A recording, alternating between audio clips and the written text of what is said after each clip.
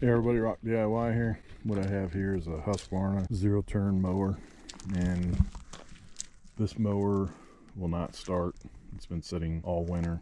It's just the start of spring. Nothing was done to maintain it during the winter. This is how it was left, and you can see that maintenance was not really done on it. You can see the filters dirty, primary and the secondary filters dirty. There's some kind of filter sock up here on the top, which is kind of useless because it's falling apart. Engine's pretty dirty, needs to be cleaned up to really figure out and be able to see what I need to see. This one in particular would not start. That is the original battery. It is an SP35, 300 cold cranking amps, 375 cranking amps, and it's an interstate battery. These typically don't have much of a warranty on it. First thing I did is remove the old battery, and one of my other mowers just happens to have the same battery, so I put that in, and the only thing that happens is that it clicks, and that's it. So there are, like I said, many other issues with this mower, and most importantly it was to figure out how to get it to start. So my battery is in there, well charged. It was in that mower right there, brand new. It should work. The only thing that it does is click. Prior to changing the battery out, the fuses were checked, and on this particular model, again, because it's pretty dirty, it's hard to identify where things are, but right there where you see those wires, there's 3 fuses. I think it's one 7.5 fuse and 2 20 fuses, 20 amp fuses. And then as far as the relays, there's 3 of them. There's the start relay, the brake relay, and the run relay. This whole block right here was pretty dirty. This is one of them right here, and this is a Hella relay. It's a 4RD 931 680-01. All 3 of these are the same type relay. One of the issues with this mower is there's no position you can put anything to allow the mower to be towed or pushed. So what you have to do is come in here, and you have to turn this one and that one right there, quarter turn or a half a turn on both of them. And what that does is release the hydraulic pressure, and the mower will move. It feels like it doesn't want to move at all, but it will start to move. And then as far as moving it, the other issue that made this kind of complicated to move was low tire pressure. And this thing's a beast to push, so there's low tire pressure, so that didn't help move it at all. So in order to get it here, I had to use my Kubota BX23 tractor to put some straps on it, lifted it with the bucket, and basically lifted it up off the ground and pulled it over to my property, where now I'm gonna troubleshoot it. And this isn't an exact video on how to do everything. This is what I'm gonna do to troubleshoot the main issue, which is starting. So like I said, batteries been replaced, fuses were checked. There was a bad 20 amp fuse that was replaced, but that's made no difference. The new battery has made no difference. Next thing is these relays, and the relays were ordered. 2 of them were ordered, so those will come in, and then the next thing will be the starter, and then also the spark plugs, and then hopefully something will be figured out before those next things are done. According to the owner, there are no specific safeties on this that need to be in place in order to get the mower to start. Well, there's one on the seat, but it's been bypassed. You can see it's looped here, and then they basically shorted it out right there. Something else that's going to have to be checked. This thing should be able to start.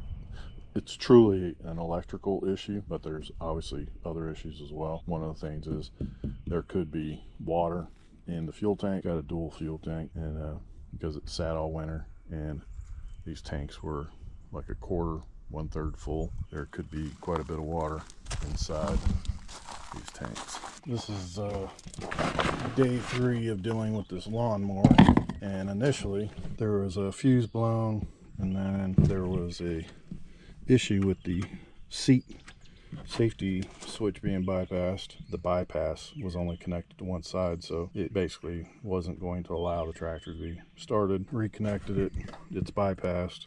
It's the way they want it, so I'm gonna leave it that way. I got it running, started it, stopped it, started it, stopped it 5-6 times, no issues. I didn't really test the actual mower deck, but the engine did sound pretty weak. See, the battery is out of it. You can see it's pretty nasty underneath the battery. Now I've got the engine shroud off, and I can see a lot of corrosion. There's a lot of grass in here, acorns. I don't know how acorns got in there. I've taken the starter out because I think that's partially the culprit. Oh, and I forgot to say, so I did get it running.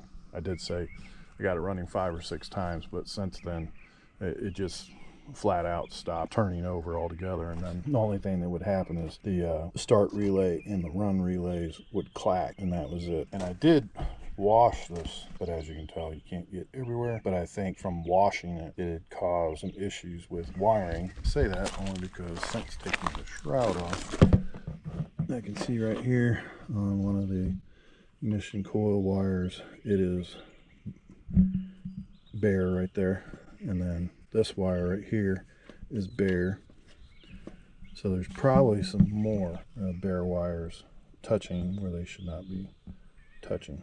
You see a lot of dirt down in there, the dirt in there. It's a lawnmower, so it's expected to see that. Did replace the fuel filter, and I got some other parts coming tomorrow. There's a new starter coming.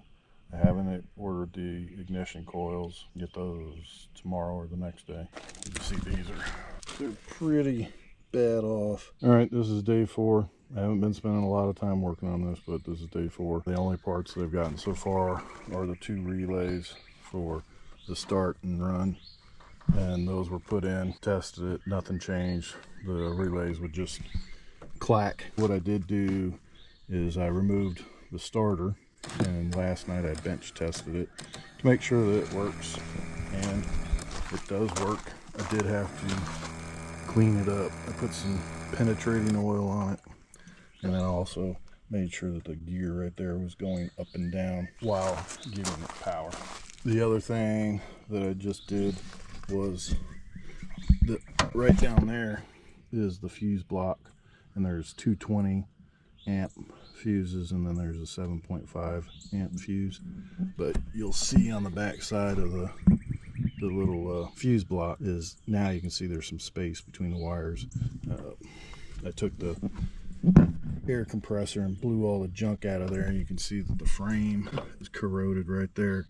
And so there's possibly the stuff that was sitting in there was grounding some of the wires out on some of the fuses, because there was the one fuse, the 7.5 amp fuse, that was blown out when I first started doing this. And now I am at the point where I have tested the battery, the ignition, to the relays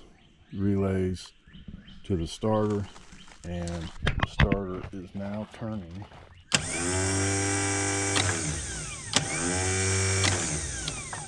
And that was the starter. See if I can show the gears, or the gear turning. So able to see it right in there.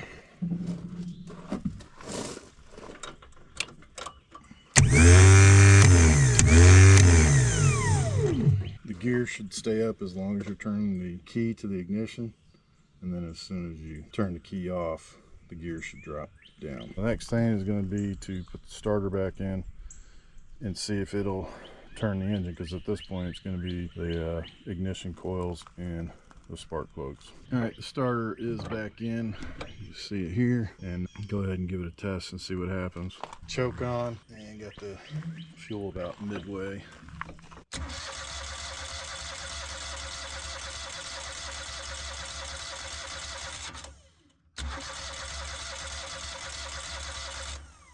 All right, so it's turning. So at this point, it's either the ignition coils and or the spark plugs.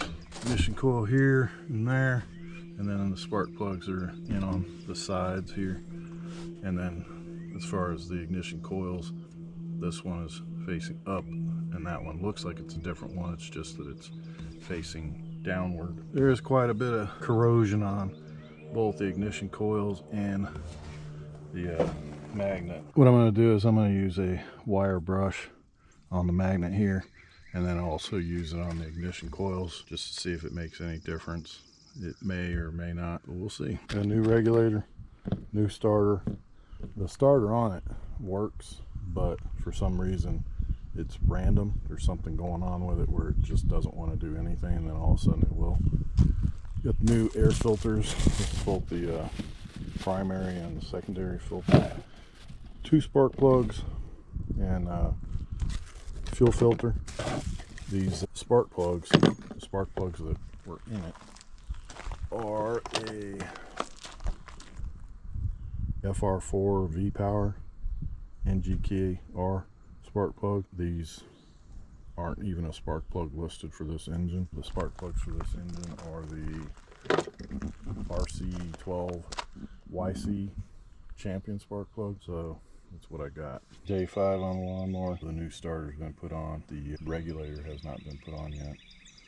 I did clean the ignition coils, even though I'm supposed to be getting some new ones today, but I would like to continue to work on this up until I get all the parts for it and hopefully get it running, and then just change the ignition coils out. One of the things I didn't realize after I put everything in, and I tried multiple times trying to get this to start and it would not start, I forgot that the throttle linkage over here is dependent on the cover.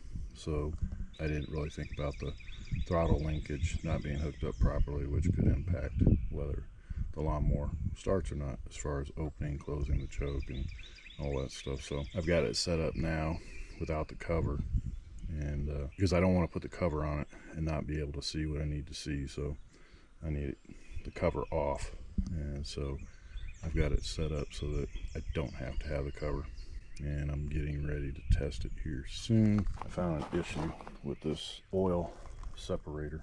The grommet that goes into the valve cover was split, and so it wasn't even holding on, and oil was dripping down the sides of the cover. I had to take some nitrile O-rings, put them to the inside, and then use some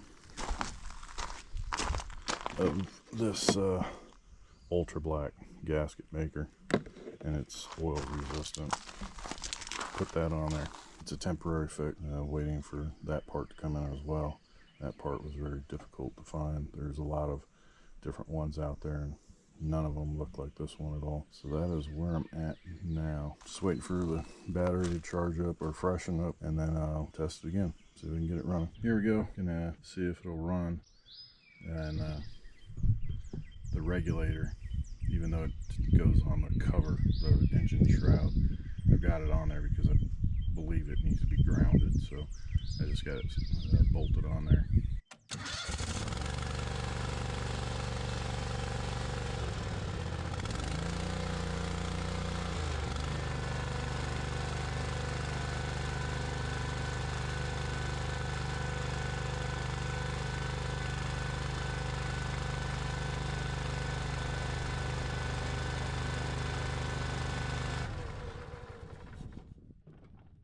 Alright, so it started up. The first time I turned the key, though, it didn't do anything, so I think there is something still with the key or the ignition. But this is supposed to be a quiet version of this lawnmower. I guess there's 2 different ones, and this is the Kohler CV23S or SH.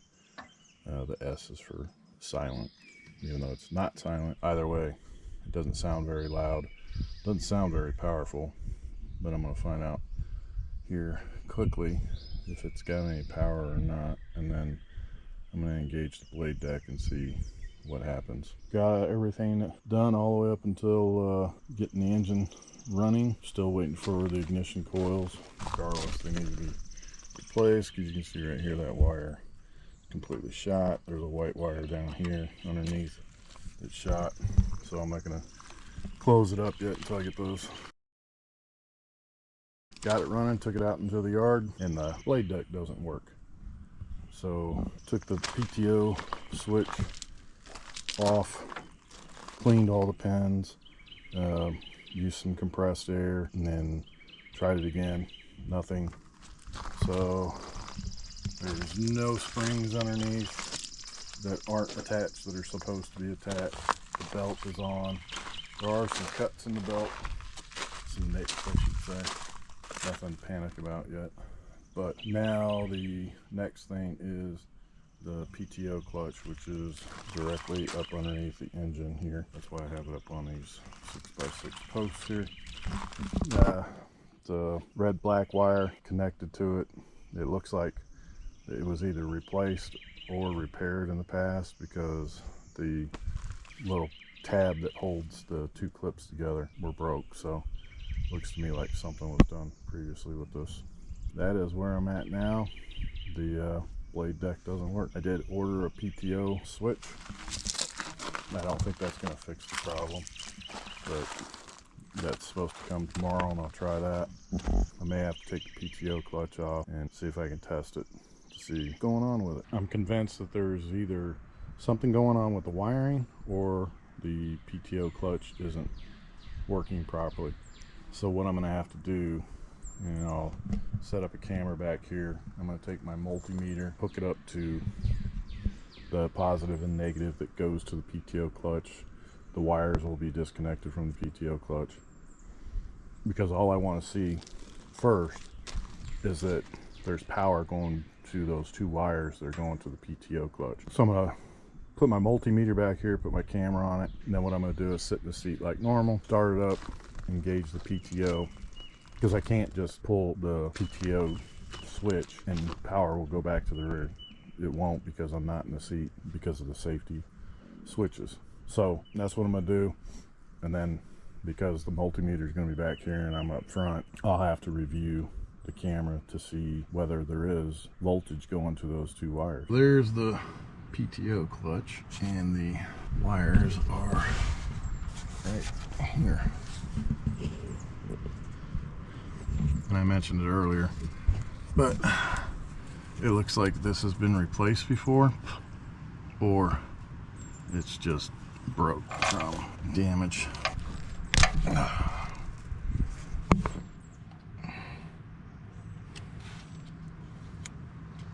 Yeah, this clip right here is busted. Now what I want to do is hook my multimeter up to here to see if there's any voltage coming to these wires when I engage the PTO.